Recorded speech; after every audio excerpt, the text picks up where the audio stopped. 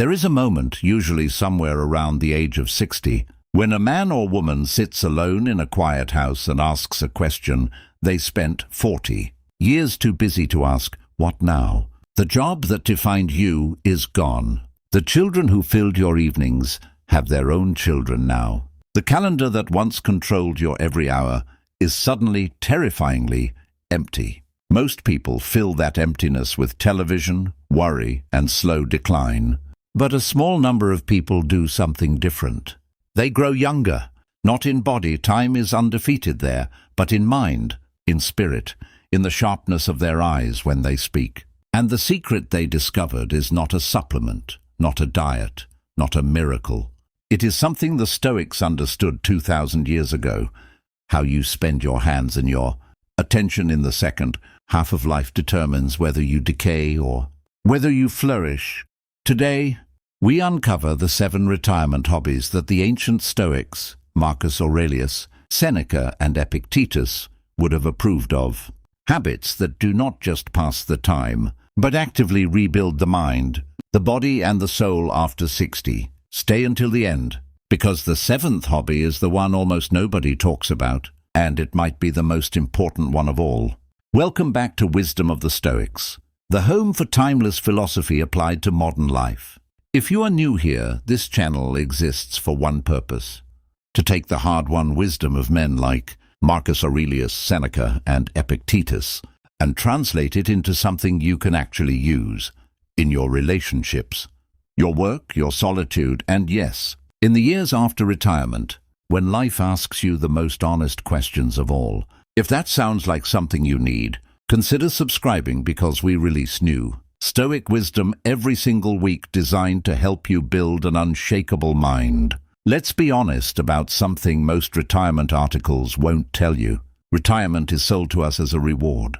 40, 50 years of labor, and finally rest. A permanent vacation. Golf in the morning, grandchildren in the afternoon, silence in the evening. And for the first few months it does feel like a reward. But ask anyone who has actually lived through it, and they'll tell you something different happens around month 4 or 5. The golf gets boring. The grandchildren go home. The silence, which once sounded like peace, starts to sound like something else entirely. It starts to sound like absence. The Roman Stoics had a phrase for the danger hiding inside idle time. Otium sine literis mors est. Leisure without purpose is a kind of death. Seneca wrote those words to a friend nearly 2,000 years ago, warning him that rest without direction doesn't restore a person. It slowly erodes them. The mind, like an unused muscle, does not simply pause when you stop challenging it. It atrophies. This is why the statistics around retirement are so sobering. Multiple studies over the last 20 years have found a measurable increase in cognitive decline, depression, and even mortality. Risk in the years immediately following retirement, especially for people who retire from something without retiring to something. The body may have decades of life left in it, but without a reason to rise each morning, something in the mind quietly gives up. The Stoics would not have been surprised by this. They believed that human beings are not built for idleness. We are built for function. Marcus Aurelius, the philosopher-emperor of Rome, wrote in his private journal, the book we now call Meditations, that a human being who is not doing the work proper to a human being is like an eye that has closed itself off from seeing, or a hand that has been cut from the body it belongs to. Purpose isn't a luxury for the Stoics. It's oxygen. So the question this video answers is not, how do I fill my time after 60? The question is much bigger and much more interesting. How do I choose activities that don't just fill time, but actively cultivate wisdom, virtue, and vitality in the years that matter most? Because here's the truth almost nobody says out loud. The 7, 8, 9 hours a day you now have that you didn't have before, that is not empty space to be feared. That is the largest gift of freedom you have been given since childhood. The Stoics would tell you that how you fill it is not a small decision. It is in many ways the final test of the character you spent a lifetime building. So let's walk through the 7 hobbies. rooted in ancient Stoic wisdom, backed by what we now understand about aging, the brain, and the human need for purpose that don't just keep you busy after 60. They keep you young, and I want you to do something as we go through this list. In the comments below, tell me which one of these 7 you already do, and which one surprises you. I read every comment, and some of the most powerful stories on this channel come from people exactly like you, sharing exactly how they rebuilt their life after loss, after retirement, after the world told them their most useful years were behind them. They were wrong. Let's begin. Hobby number 1, the discipline of walking with attention. The first hobby is the simplest, and for that reason the most underestimated. Walking, not walking as exercise, though the physical benefit is real and well documented. Improved cardiovascular health, better balance, reduced fall risk, stronger bones. Every physician on earth will tell you to walk. But the Stoics understood something deeper about walking that modern fitness culture has almost entirely forgotten. Walking, done correctly, is a practice of attention. Marcus Aurelius ruled the largest empire on earth, and yet some of the most important lines in meditations were almost certainly composed in his mind while walking the frontier, camps of the Danube, observing the natural world around him, the shape of clouds, the behavior of animals, the turning of the seasons. He wrote that nature does nothing without purpose, and that a mind trained to notice the world becomes a mind that is harder to disturb, harder to frighten, harder to bore. Here is the exercise, and I want you to actually try this, not just hear about it. The next time you walk, whether it's around your block, through a park or along a trail, leave your phone in your pocket. Don't listen to a podcast. Don't listen to music. Walk in silence and give yourself one simple task. Name in your mind 5 things you notice that you have never noticed before. The color of a particular leaf, the sound a certain bird makes, the way the light hits a fence at that hour of the morning. This sounds almost too simple to matter, but this is precisely the kind of practice the Stoics called prosouche, sustained attention, and it is one of the most powerful tools we have for keeping an aging mind sharp. Neuroscience backs this up in ways the Stoics could never have proven but clearly intuited. Novel sensory input, new sights, new sounds, new textures of experience stimulates neurogenesis, the growth of new neural pathways, particularly in the hippocampus, the part of the brain most associated with memory. A walk on the same treadmill, staring at the same wall, does very little for this. A walk where the mind is actively searching, actively noticing, actively alive to its surroundings, does a great deal. There's a story I think about often, about a retired school teacher, we'll call her Eleanor, because her real story was shared with me by a viewer of this very channel who retired at 62 after 38 years teaching elementary school. Within a year, she told her daughter she felt like she was disappearing. Her memory felt foggier. Her mood was flat. Her daughter, worried, encouraged her to start walking every morning and gave her one rule: no phone, no music, just walking and looking. Eleanor resisted at first. It felt pointless, almost silly. But she kept at it because her daughter asked her to. 3 months later, she told her daughter something remarkable. She said the walk had become the best part of her day, not because of the exercise, but because she had started noticing things again, the specific way frost formed on a particular hedge, the return of a robin's nest each spring. She said it was the first time since retiring that she felt curious about anything. That is the Stoic secret hiding inside something as ordinary as walking. It is not about the steps. It is about training the mind to stay awake to the world, instead of sleepwalking through the remaining decades of a life.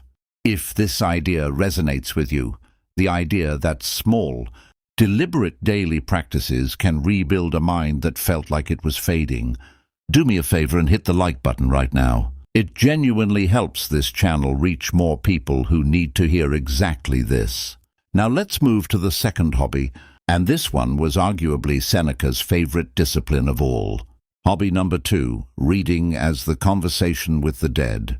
Seneca, writing to his friend Lucilius in what we now call Letters from a Stoic, gave some of the most practical advice on reading ever written, advice that is almost never followed, even by people who consider themselves avid readers.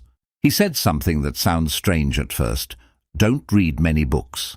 Read a few books, deeply, repeatedly, until they become part of you. He compared shallow, scattered reading to a traveler who visits many countries but has no home anywhere. Such a person, he said, has many acquaintances but no friends. The same is true of books. A person who skims 50 books a year retains almost nothing. A person who reads 5 books a year, slowly, taking notes, arguing with the author in the margins, rereading passages that strike them, that person is transformed by what they read. This matters enormously after 60, and here is why. One of the most well-established findings in cognitive aging research is that reading, genuine, focused, sustained reading, not scrolling, is one of the strongest predictors of preserved cognitive function into old age. The Rush Memory and Aging Project, a long-running study following thousands of older adults, found that people who engaged in frequent, mentally stimulating activities like reading had a significantly slower rate of cognitive decline than those who did not. Independent of physical health, reading forces the brain to hold complex ideas, follow long arcs of reasoning, and build vocabulary and memory simultaneously. A full-body workout for a muscle most. People stop training the moment they leave school. But the Stoic angle on reading goes beyond brain health. Seneca called reading philosophy a conversation with the dead, and he meant this as something profoundly comforting, not morbid. When you read Marcus Aurelius, you are, in a very real sense, sitting across from a man who ruled Rome nearly 2,000 years ago, and he is telling you, in complete honesty, about his fears, his failures, his private attempts to be a better man. Nobody in his own lifetime read those words. He wrote them only for himself, and yet here you are, receiving his most private thoughts as a gift across 2 millennia. For someone who is retired, who may have lost a spouse, who may feel that their circle of friends is shrinking as the years pass, and this is a real and painful fact of aging, that our social circles do tend to contract, reading philosophy offers something extraordinary, an unbroken chain of company that never dies, never moves away, and is never too busy to talk to you. Seneca is always there. Epictetus is always there. Marcus Aurelius is always there. You can open the book at 2 in the morning if sleep won't come, and he will speak to you exactly as he spoke to himself. I want to be specific here, because vague advice like read more is useless. If you are starting after 60, do not begin with an enormous scholarly translation.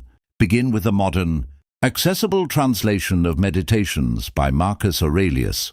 It was written in short, journal-like entries and was never meant to be a formal treatise, so it reads more like the honest diary of a struggling, thoughtful man than an academic text. Read 1 entry per day. Just 1. Sit with it. Ask yourself quite literally, does this apply to my life right now? Keep a small notebook next to the book, and when a line strikes you, copy it out by hand. There is something about the physical act of handwriting a sentence that cements it into memory far more effectively than simply reading it passively. And here's a question I genuinely love to know the answer to. Put it in the comments. What is the one book, philosophical or otherwise, that you return to again and again? I want to build a list from this community because some of the best recommendations I've ever received came from people exactly like you, in the comments of this channel. Now, from the life of the mind, let's move our hands into the soil, because the third hobby was one that both Cicero and the Stoics considered essential to a well-ordered old age. Hobby number 3, gardening and the practice of amor fati. There is a reason nearly every culture on earth associates old age with gardens. Something about tending a small patch of earth seems to match. Something deep in the aging human spirit.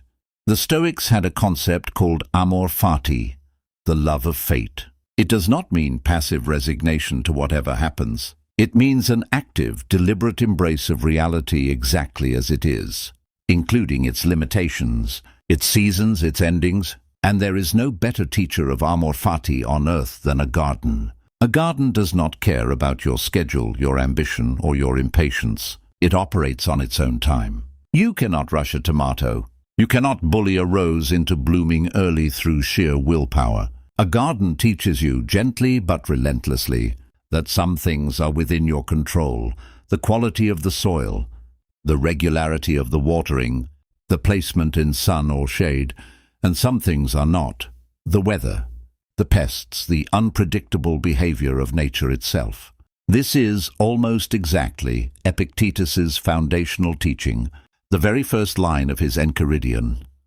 Some things are up to us, and some things are not. The path to peace lies in knowing the difference and directing your energy only toward what is actually yours to control. A retired person who takes up gardening is, whether they realize it or not, enrolling themselves in a daily masterclass on the dichotomy of control.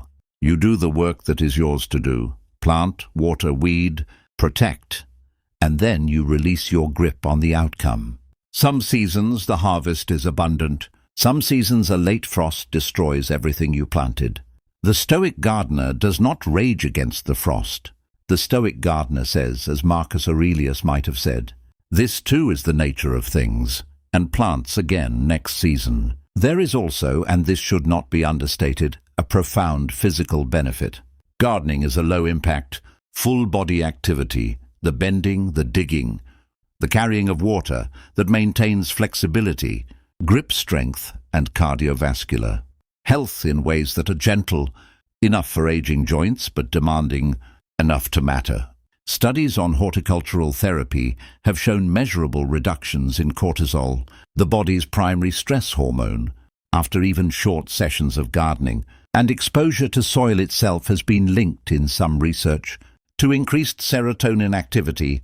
There is a bacterium commonly found in healthy soil, Mycobacterium vaccae, that some studies suggest may have mood-elevating properties when encountered through skin contact or inhalation while gardening.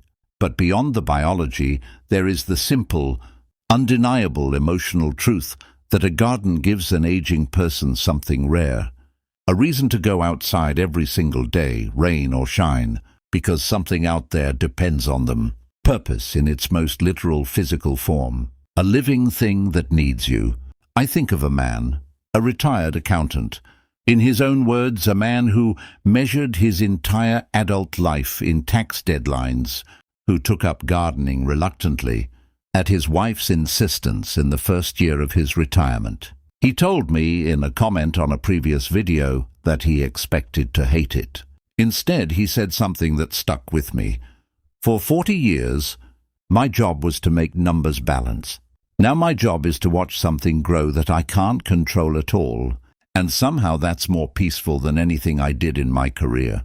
That, right there, is amor fati in its purest, most practical form. If you're the kind of person who's already sitting there, thinking of your own garden, your own small plot of soil, that's taught you more about patience than any book ever could, tell me about it in the comments. I promise you, someone reading this will be inspired to start their first garden this very season because of what you share. Now let's talk about a hobby that Epictetus himself would have insisted on, because it is, quite literally, the practice he built his entire philosophy around: writing.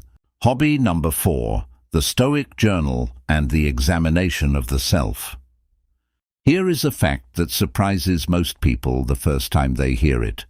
Meditations, the most famous work of Stoic philosophy in existence, was never meant to be published. It was Marcus Aurelius's personal journal.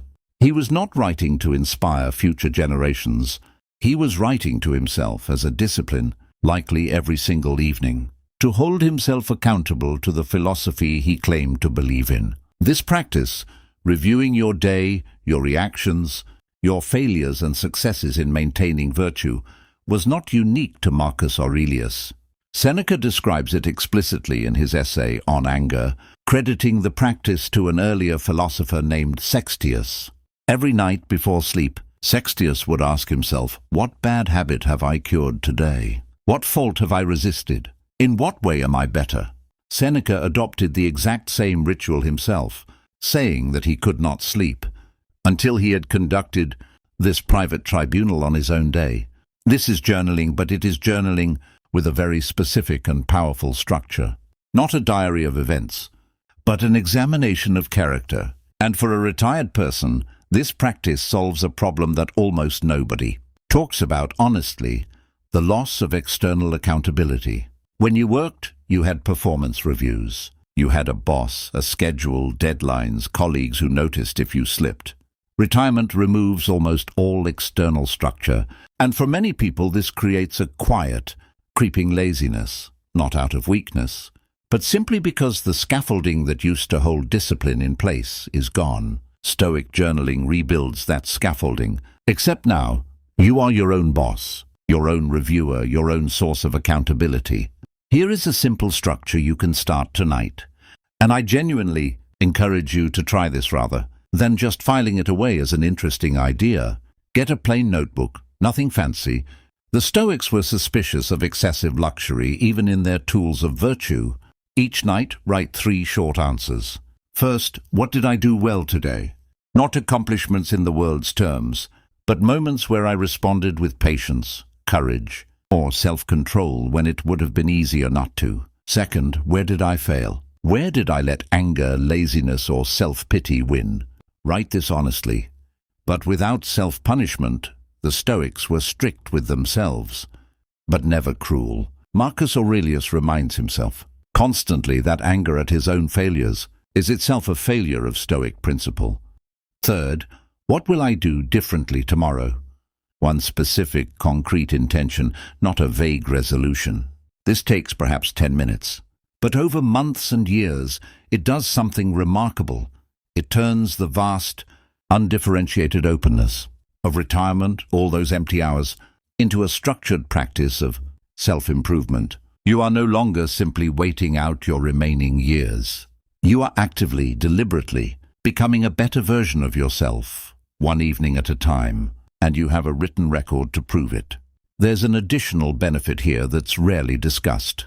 The act of handwriting itself, done regularly, is a fine motor skill that keeps the connections between brain and hand active, a small but real defense against the kind of cognitive and motor decline that comes from disuse.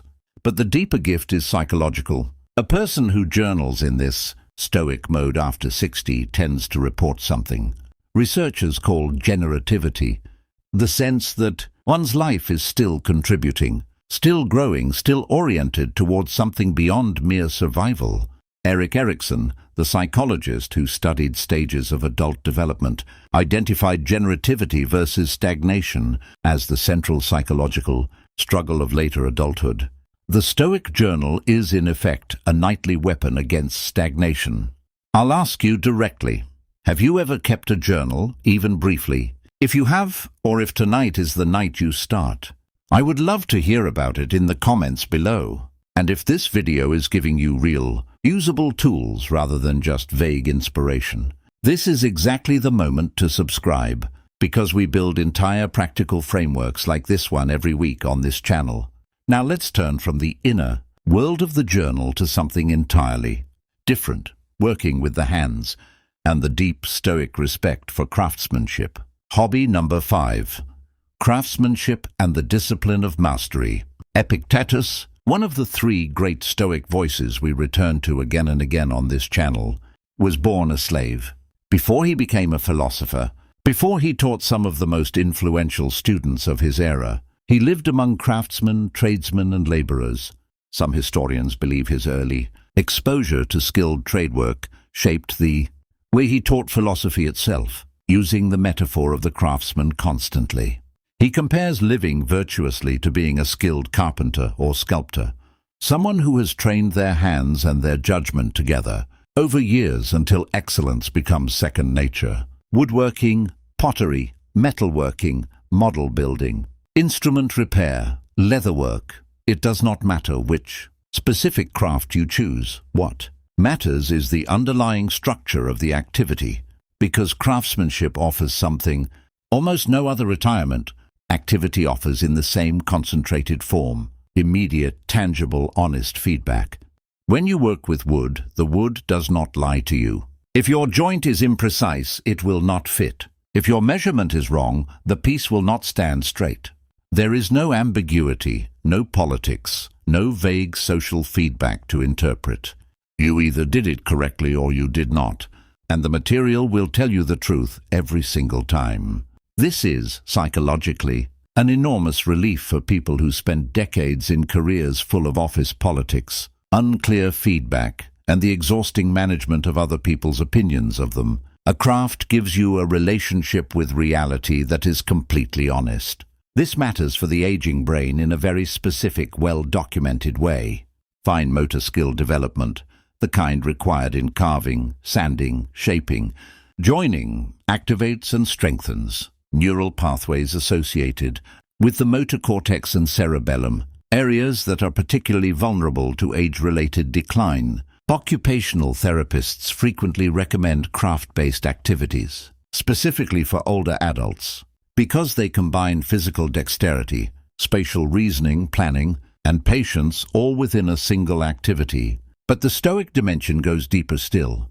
Seneca wrote about the value of a steady hand and a steady mind, the idea that the discipline required to master any craft mirrors the discipline required to master oneself. You cannot rush the sanding of a table without ruining the finish. You cannot force a piece of clay into shape through impatience without collapsing the form. Craftsmanship demands patience, and in demanding it repeatedly, it trains it. The same way lifting a weight repeatedly trains a muscle.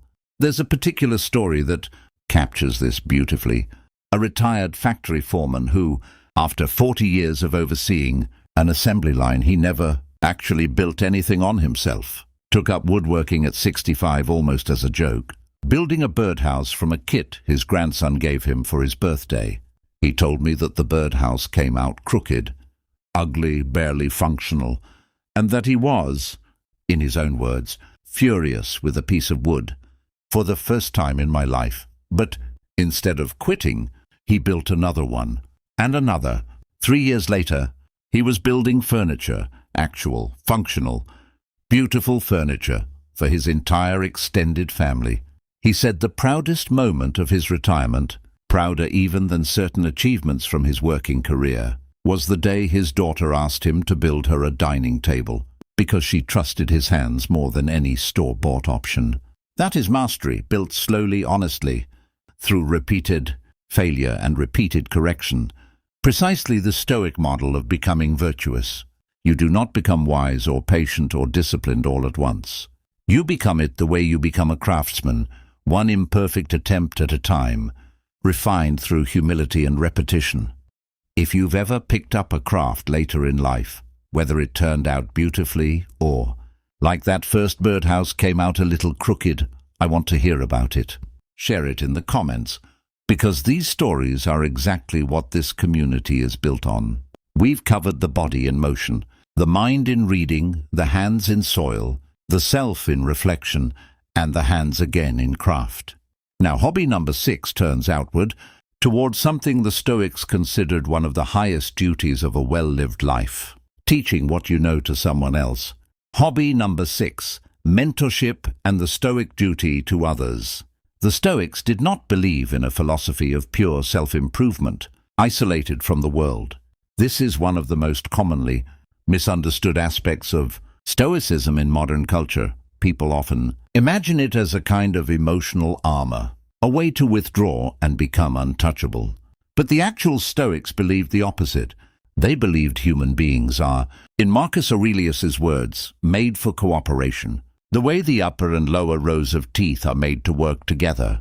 A life lived only for yourself, cut off from contributing to others, was for the Stoics a life only half-lived. This is why mentorship belongs on this list, and why it may be the single most underrated retirement activity that exists. After 60, most people have accumulated decades of hard-won, specific knowledge about a trade, a craft, a way of navigating hardship, a way of raising children, a way of running a business, a way of surviving loss. And in most modern societies, that knowledge simply evaporates, unused, because there is no formal mechanism connecting the people who have it to the people who need it.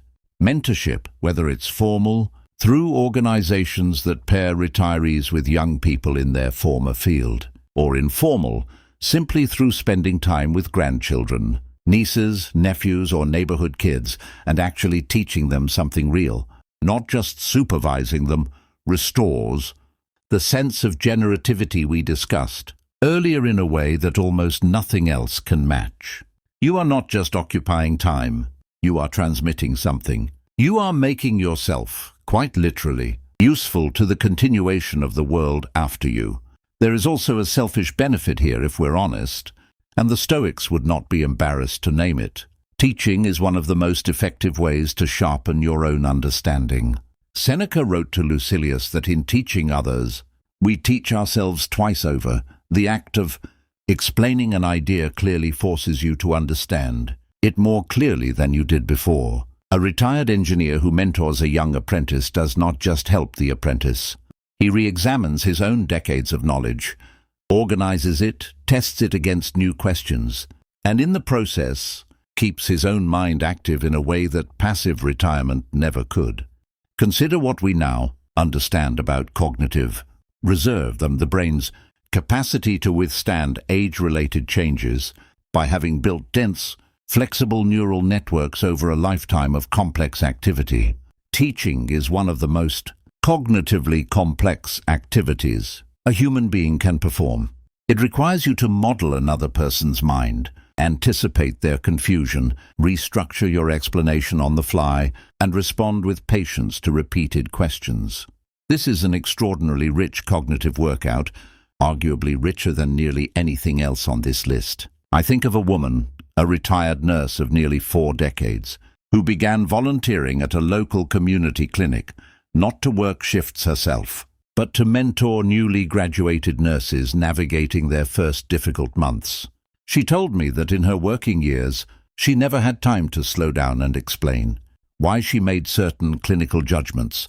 She simply made them under pressure and moved to the next patient. In retirement, mentoring gave her the chance to finally articulate the wisdom she had accumulated, but never had time to put into words. She said, and I remember this clearly, I spent 40 years being useful with my hands. Now I get to be useful with my mind, and somehow that feels like the better half of the job. This is Marcus Aurelius's cooperative view of human nature made real. We are not isolated units seeking our own comfort. We are, as he wrote, parts of one body, existing to work together for the whole. A retirement spent solely in private leisure denies you this, the specific, deep satisfaction of being needed. If there's someone in your life you could be mentoring right now, a grandchild, a young colleague from your old field, a neighbor just starting out, I'd challenge you, right now, pause this video and think of their name. And then tell me in the comments who they are, even just their first name or their relationship to you. Naming it is often the first step toward actually doing it. Now we arrive at the 7th hobby, the one I promised you at the very beginning of this video, and I want to be honest with you. This one is less commonly discussed than the other 6, but I believe after everything the Stoics taught about mortality, it may be the most important of all. Hobby number 7, facing mortality through physical discipline. The Stoics had a practice called memento mori, remember that you will die. This sounds to modern ears morbid, even depressing, but the Stoics used it as precisely the opposite, a tool for urgency, for gratitude, for living each day as though it actually mattered, because it does, and because there are, in fact, a finite number of them left. Marcus Aurelius wrote to himself constantly about the shortness of life, reminding himself that he could leave this life at any moment, and that this fact should shape how he acted, not with despair, but with clarity and purpose. He famously wrote that you could depart from life right now, and let that determine what you do, say, and think. After 60, mortality is no longer an abstract philosophical concept. It is a present physical reality. Friends begin to pass away. Health becomes a daily conversation rather than an assumption, and the body itself sends unmistakable signals that time is, in fact, finite.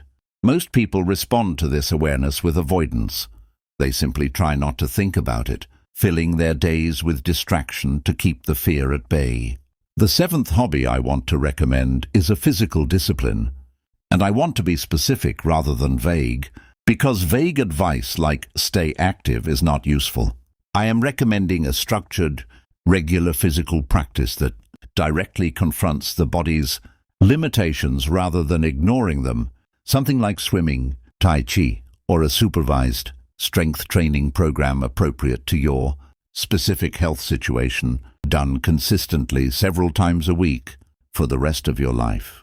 Here is why this specific category of hobby belongs at the top of this list, and why it is different from simply exercising. Swimming and Tai Chi, in particular, are activities that force you into direct, honest contact with your body's current capabilities. Not the capabilities you had at 30, not the capabilities you wish you had, but the actual, present capabilities of the body you have today. Water does not care what you used to be able to do. Tai Chi's slow, deliberate balance work does not care either. Both disciplines demand that you meet your body exactly where it is, with humility, and work from there. This is memento mori made physical. Each session is a quiet acknowledgement. My body is aging. My time is limited, and rather than deny this fact or hide from it, I choose to engage with it directly, with discipline, with respect. The research on this is remarkably consistent. Regular aerobic and balance-based exercise in adults over 60 is associated with measurably slower rates of both physical and cognitive decline, reduced fall risk, better cardiovascular outcomes, and this part matters enormously, significantly lower rates of depression and anxiety. The physical act of disciplined movement appears to directly combat the psychological distress that often accompanies the awareness of aging. But the Stoic reason to choose this hobby goes beyond the measurable health data. Seneca wrote that it is not that we have a short life, but that we waste much of it. That life is long enough if you know how to use it. A structured physical practice, done with the awareness that each session is a gift you are choosing to use well rather than waste, transforms exercise from a chore into something closer to a spiritual discipline. You are not simply trying to live longer in some abstract, fear-driven way. You are practicing living well, right now, in the body you actually have, today.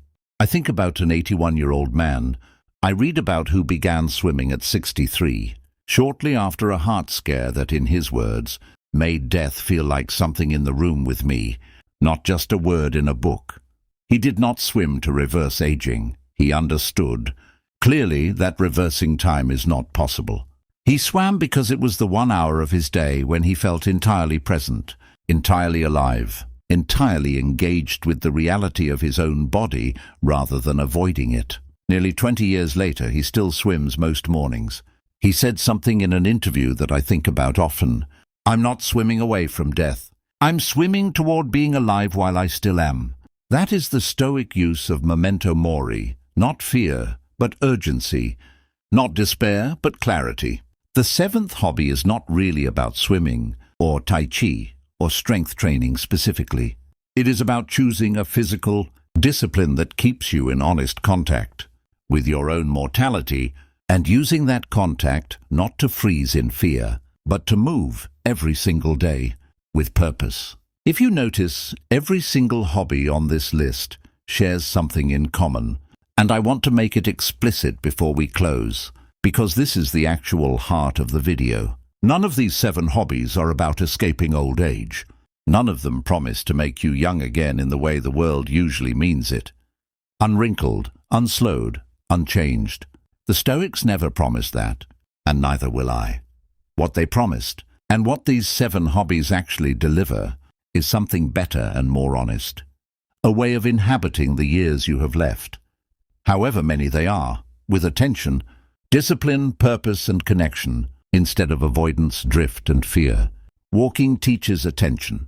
Reading teaches companionship across time. Gardening teaches acceptance of what you cannot control. Journaling teaches honest self-examination. Craftsmanship teaches patient mastery. Mentorship teaches purposeful contribution. And physical discipline teaches honest confrontation with mortality itself. Together they form something the Stoics would have recognized instantly.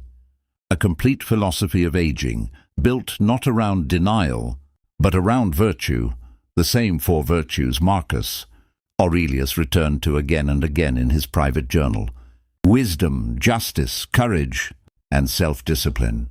Each hobby on this list is, in its own way, a daily practice of one or more of those virtues. This is why the people who age well, not just healthily, but with visible vitality, curiosity, and peace, are almost never the people who simply rested the hardest. They are the people who found new forms of the same discipline that carried them through their working years, redirected now toward growth instead of obligation. So here is the question I want to leave you with, and I mean this sincerely, not as a rhetorical flourish. Which one of these 7 will you actually start this week? Not someday, not when the weather's better, this week. Maybe it's the walk without your phone tomorrow morning. 5 things noticed that you've never noticed before. Maybe it's 1 page of meditations tonight before bed, with a notebook beside you for the lines that strike you. Maybe it's finally starting the journal, 3 short questions, 10 minutes before you sleep. Whatever it is, choose one and start small, because the Stoics never asked for perfection. They asked for consistent, honest effort, applied daily, for the rest of your life. If this video gave you something real, a framework, a story, a reason to start one of these 7 practices today, I'd ask you for 3 things, and I promise I won't ask again for a while. First, hit that like button, because it tells YouTube to show this video to someone else who might need to hear it exactly today.